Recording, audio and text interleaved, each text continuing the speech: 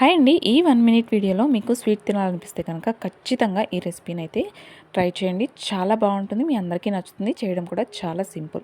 నెయ్యి కొద్దిగా వేసుకునేసి ఇందులో డ్రై ఫ్రూట్స్ అన్నీ కూడాను చక్కగా ఫ్రై చేసుకొని సపరేట్ చేసేసుకోవాలి. ఇదే నెయ్యిలో మనము సన్నటి సేమియా ఉంటుంది కదా, మనకి ఏ సూపర్ మార్కెట్లో అయినా అవైలబుల్లో ఉంటుందండి.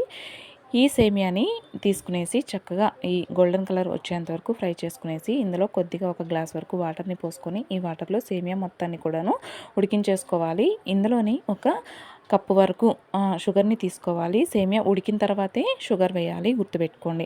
షుగర్ వేసిన తర్వాత పాకం వచ్చేంత వరకు చక్కగా ఈ సేమియాని షుగర్లో ఉడకనిచ్చి కొద్దిగా ఒక అర గ్లాస్ వరకు పాలని యాడ్ చేసుకోవాలి. పాలని యాడ్ చేసుకోకపోయినా బాగానే ఉంటుంది, కొద్దిగా యాడ్ చేసుకుంటే ఇంకా బాగుంటుంది. ఇప్పుడు మనం ఫ్రై చేసి పెట్టుకున్నటువంటి డ్రై ఫ్రూట్స్ని కూడా వేసుకోవచ్చు. ఇందులోనే యాలకుల పొడుగును కొద్దిగా యాడ్ చేసుకోండి. అంతే, చక్కని స్వీట్ రెడీ అయిపోయింది.